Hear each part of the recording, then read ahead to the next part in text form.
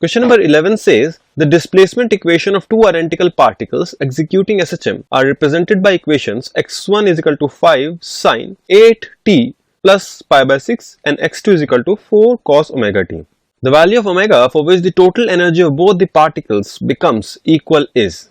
Dear students, the total energy of any simple harmonic motion is half m omega square a square. Therefore, half m omega 1 square a1 square should be equal to half m omega 2 square a square, which means omega 1 a1 should be equal to omega 2 a2. Dear students, therefore, omega into 4 should be equal to 8 into 5, which means omega should be equal to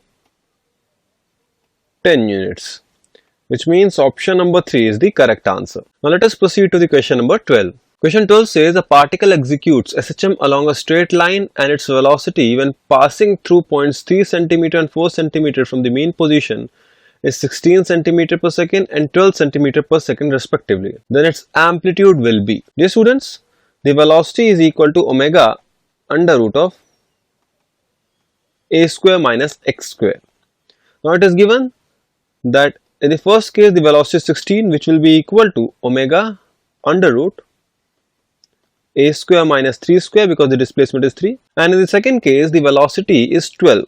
So 12 is equal to omega under root a square minus 4 square. On dividing these two equations, we can write down that 16 by 12 is equal to under root of a square minus 3 square divided by a square minus 4 square. On solving this expression, we can write down and solve that a would be equal to 5 centimeters, which means option number 4 for this question is the correct answer. Now let us solve question number 13. Question 13 says a mass 8m is suspended from a light spring. Now an additional mass m is added, which is in equilibrium, extends the spring further by a distance x. Now the combined mass will oscillate with a period. Dear students, since the m mass extends the spring further by a distance x, we can write down that mg would be equal to kx, where k is the spring constant. Therefore, k would be equal to mg by x. Now dear students, when the mass m is added to the initial 8m mass, the total mass becomes 9m. In such a case, the time period will be equal to 2 pi under root total mass, that is 9m, divided by the spring's constant k. On substituting the value of k in terms of mg and x, we can find out the time period would be equal to 2 pi under root 9m divided by mg by x, and this will be equal to 2 pi under root 9x by g, which can be written as 6 pi under root x by g, and this makes option number 2 of this question as the correct answer. Now let us proceed to the question number 14. Question 14 says a simple pendulum of length L1 has a time period t and another pendulum of length L2 has a time period 2t. Then the time period of the simple pendulum L1 plus L2 is. Dear students, since time period can be written as 2 pi under root L by g, the length of any simple pendulum is equal to t square g by 4 pi square.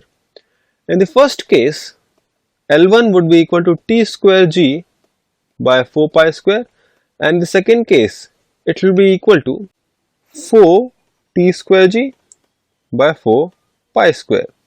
We have to find out the value of time period of the combined pendulum, which will be 2 pi under root L1 plus L2 by g.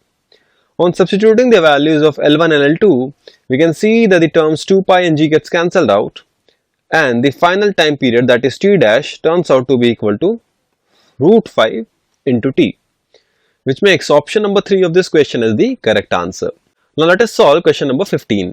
Question 15 says the position of a particle varies with time t as x is equal to 6 sine 100 pi t plus 8 sine 100 pi t plus pi by 2.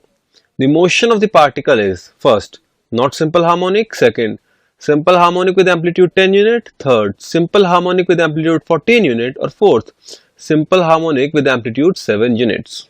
Dear students, 8 sine 100 pi t plus pi by 2 can be written as 8 cos 100 pi t, and the initial term is 6 sine 100 pi t. So this is actually equal to 10 sine 100 pi t plus 5 where phi can be calculated as tan inverse 8 by 6, which will be equal to 53 degree.